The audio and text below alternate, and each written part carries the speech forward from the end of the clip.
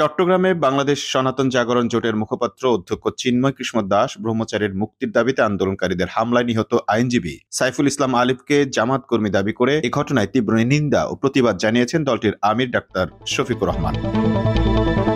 মঙ্গলবার ২৬ নভেম্বর সন্ধ্যায় এক বিবৃতিতে তিনি বলেন, চট্টগ্রাম মহানগরীতে মঙ্গলবার দুপুরে যে নৃশংস হত্যাকাণ্ড সংঘটিত হয়েছে তা অত্যন্ত জঘন্য এবং নিন্দনীয় অপরাধ। একটি গোষ্ঠী পতিত স্বৈরাচারের পক্ষ নিয়ে বাংলাদেশকে অস্থির করার জন্য ক্রমাগতভাবে দুরভিসন্ধি ও অপচেষ্টা চালিয়ে যাচ্ছে। তারা উস্কানিমূলক কর্মকাণ্ডের মাধ্যমে বাংলাদেশকে অস্থির করে তুলতে চায়। দেশপ্রেমিক জনগণ তাদের দুরভিসন্ধির ব্যাপারে পরিপূর্ণ সচেতন ও ঐক্যবদ্ধ। তাদের অপচেষ্টা অতীতে যেমন ব্যর্থ হয়েছে, আগামীতেও ব্যর্থ হবে ইনশাআল্লাহ।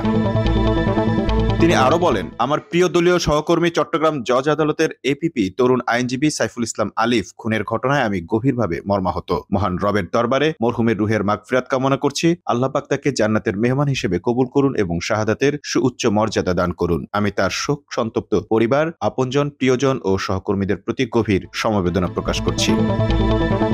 ডাক্তার শফিকুর রহমান বলেন, দেশের জন্য তার আত্মত্যাগ স্মরণীয় হয়ে থাকবে। আমার দলীয় সহকর্মী, ছাত্র জনতা এবং দেশপ্রেমিক জনগণের প্রতি যে কোনো উস্কানিতে সর্বোচ্চ ধৈর্য ধরার জন্য আন্তরিকভাবে আহ্বান জানাচ্ছি। কোনো অবস্থাতেই আইন নিজের হাতে তুলে নেওয়া যাবে না। মহান আল্লাহ আমাদের সহায় হন। তিনি আরো বলেন, এই নির্মম হত্যাকাণ্ডের সাথে জড়িতদের বিরুদ্ধে কঠোর আইনানুগ ব্যবস্থা গ্রহণের জন্য আমি সংশ্লিষ্ট কর্তৃপক্ষের প্রতি আহ্বান জানাচ্ছি।